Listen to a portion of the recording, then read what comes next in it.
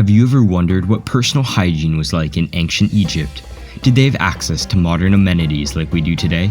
Well, the answer is no. In fact, hygiene in ancient Egypt was vastly different from what we are used to now. From bathing in the Nile River to shaving with knives and tweezers, the Egyptians had to be resourceful and creative to maintain their hygiene. In this video, we will look at the hygienic practices of the ancient Egyptians, including how they dealt with parasites, body odor, and even their use of makeup. So sit back and prepare to be amazed by the distinctive hygienic practices of ancient Egypt. Imagine living in a society where shaving is restricted to men only. This was the case in ancient Egypt, where not only was shaving a male-exclusive activity, but also maintaining personal hygiene was an important component of social life. Egyptians not only relieved themselves in the contaminated water of the Nile River, but they also washed their clothes in the river, which was infested with parasites. This practice contributed to the widespread disease. The wealthy were able to pay for specialized facilities and have others do their laundry for them. But those of lower social standing were forced to do their laundry in the Nile River because they had no other option. Despite their limited resources, the Egyptians had an unhealthy preoccupation with cleanliness and a strong desire to present themselves in an aesthetically pleasing manner. This is evident from the elaborate tombs and hieroglyphic images that depict people wearing clean, linen clothing and eye cosmetics. However, many of the customs and contemporary societies associated with the ancient Egyptians, such as the application of black eye makeup and the wearing of wigs, were adopted not only for cosmetic purposes, but also as means of survival in the searing heat of the land. This was the case with many of these practices. Due to a lack of sanitation and other modern amenities, ancient Egyptian society needed to be resourceful and creative in which they lived, which was characterized by high incidence of pests, insects, and other vermin. Because of this, their culture developed its own set of distinctive hygienic practices that set it apart from others. In ancient Egypt, one's social status was a significant factor in determining the quality of life one led. The application of makeup and the practice of washing one's body were important factors in establishing this distinction. The widespread application of cosmetics, soaps, perfumes by the Egyptians had an impact on the subsequent development of products with comparable functions. The Egyptians were forced to go great lengths to protect themselves against parasites such as lice, because they were constantly being attacked by these pests. Shaving their heads was a common practice in ancient Egypt, both for men and women, as it helped to reduce the number of areas where lice could live. They then covered their bald heads with wigs that were made of real human or horsehair after using knives, razors, or tweezers to remove all their hair. The wealthy had a collection of wigs, while those from lower social classes either made their own objects out of papyrus or covering their heads. Researchers have found mummified remains that were infested with lice, suggesting that no one was able to completely escape the plague. Despite their best efforts, the researchers made the discovery. Some people had access to toilets, while others were forced to bathe in rivers that were teeming with crocodiles. As a result, bathing practices varied greatly. In ancient Egypt, having fresh breath and controlling body odor were considered to be very important, and various remedies were used to achieve these objectives. Egyptians would chew on plants like parsley to freshen their breath, in addition to using breath fresheners, which they either prepared themselves at home or purchased already prepared. Mints were combined with other aromatic herbs and spices like cinnamon and frankincense, as well as honey before being roasted to create a sweet confection before being used to make these breath fresheners. It is speculated that the candy bowls that were discovered in ancient Egypt homes were served as holders for these mints. The Egyptians used herbs and other natural remedies to control their body odor because they were unable to use any other method, such as a secret. They applied a paste to their armpits that were by combining powdered herbs, flowers, and roots with oil. The paste was then applied to their armpits. Historians have uncovered recipes for deodorant compounds that included ingredients such as almonds, crushed tortoiseshell eggs, mixes of porridge and resins, and crushed tortoiseshell. Other recipes included resins and porridge. Some women took the extra step of adding perfume to the wax that they used to cover their heads. in addition to applying deodorant to their underarms. As a result of the sun and the heat, the wax began to melt and the perfume began to act like an ancient aromatherapy diffuser. The vast majority of these ancient deodorants did not emit any scent, but certain recipes called for spices like cinnamon or frankincense to impart a pleasant aroma.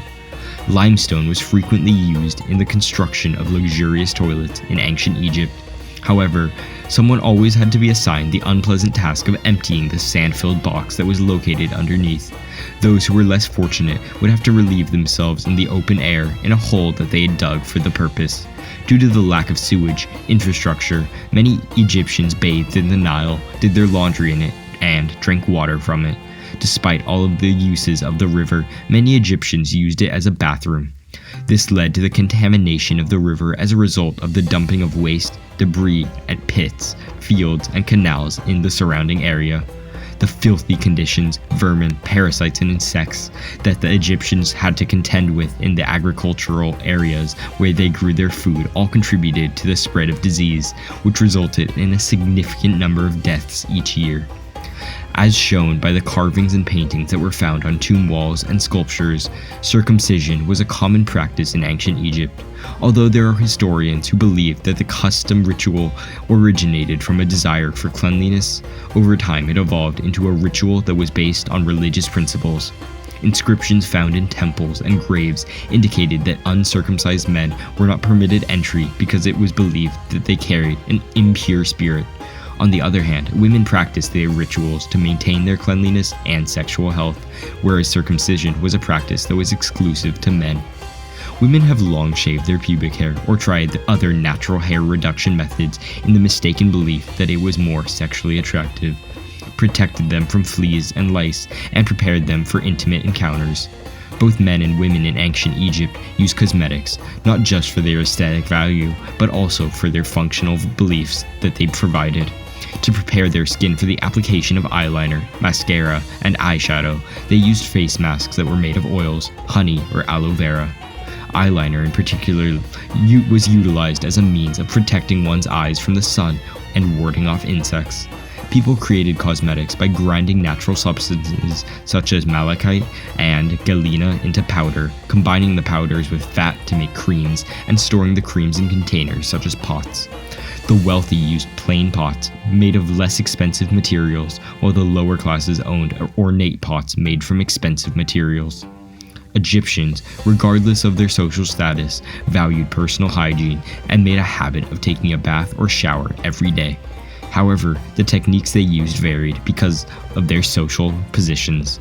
Those who belonged to the upper social classes had bathrooms within their residences and were attended to by their slaves, who poured water from the Nile over them as they stood on stone slabs. To maintain their skin's suppleness, some upper-class homes even had foot baths made of wood, stone, or ceramic, which were used to clean their feet. Natron, a natural material, was used as soap after bathing, and moisturizing lotions were applied to the skin. On the other hand, the lower strata of Egyptian society typically took baths in the Nile itself.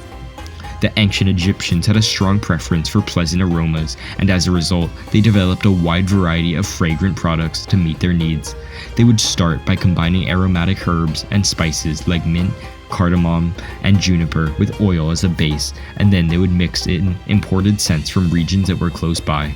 Exotic components were present in certain of these imported ingredients. Particularly pricey fragrance known as kaifi was utilized as a proxy for one's social standing in ancient times. The majority of Egyptians were unable to afford these lavish fragrances, so they frequently created their own, less expensive versions by grinding up plants, flowers, and roots, and combining the resulting mixtures. Incense cones, which were burned as an offering to the gods, were made from the same fragrant substances that were used to make perfumes.